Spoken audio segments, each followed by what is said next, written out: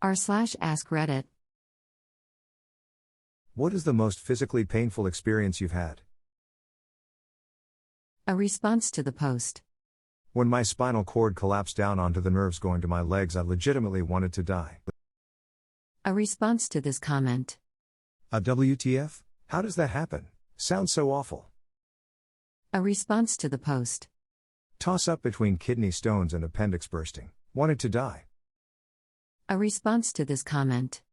Came here to say this. Appendix burst. Insane pain. 1 week in hospital for infection. It was just horrible. Literally an organ bursting inside you. A response to the post. Had an abscess tooth. For 2 weeks, my life was nothing but absolute misery, and nothing would kill the pain. At one point, the dentist had to drip numbing agents on the exposed root because it would not freeze, and that felt like a hot needle being jammed behind my eye. Cue a new dentist phobia that has me terrified to even call them when I know there's an issue. A response to this comment. My mom had an abscess tooth, and at the worst stage she cried worse than I personally have ever heard her cry. Awful stuff. A response to the post. An ovarian endometric cyst rupturing. I remember taking about 10 minutes to crawl down the stairs to get to the phone so I could call my mom, 100% convinced I was dying. A response to this comment.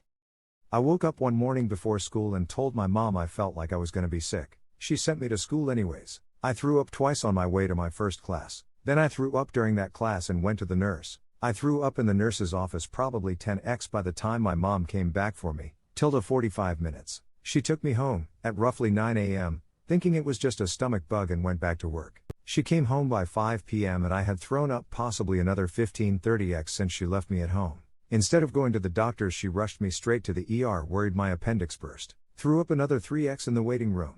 I threw up/dry heave somewhere between 30-60x in less than 12 hours at 11 years old. I legitimately thought that this was the end and I was dying with how awful the pain was. All to get told, yeah, it looks like you had an ovarian cyst rupture, so you might be getting your period soon. 11 years old, hadn't even had my first period yet, and my female organs already wanted me to feel like I was dying.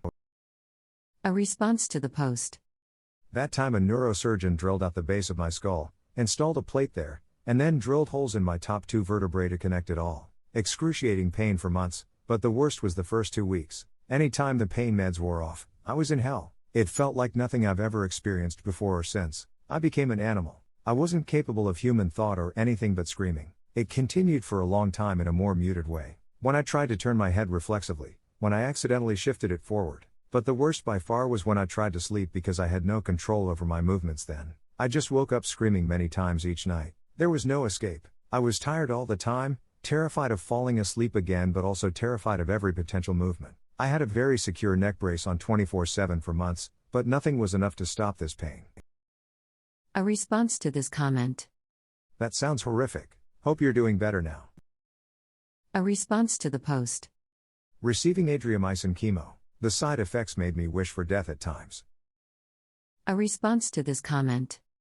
I had 2 rounds of adriamycin and 2 rounds of cisplatin, and I wish I couldn't remember them. I was nearly dead anyway when my doctor started me on it, came to the emergency room with a lung full of fluid, congestive heart failure, a heart rate of 160, and unable to lay flat because I couldn't breathe, and therefore couldn't sleep. The ER techs had to rig up an office chair for me to sit in for a CT and MRI so they could figure out what was wrong. They ended up finding a tumor over 8 centimeters wide and 17 centimeters long pressing into my heart between the heart and the lung. 4 rounds of chemo later and a chest crack, and here I am. I'm 3 years cancer free now, so I guess everything turned out okay in the end.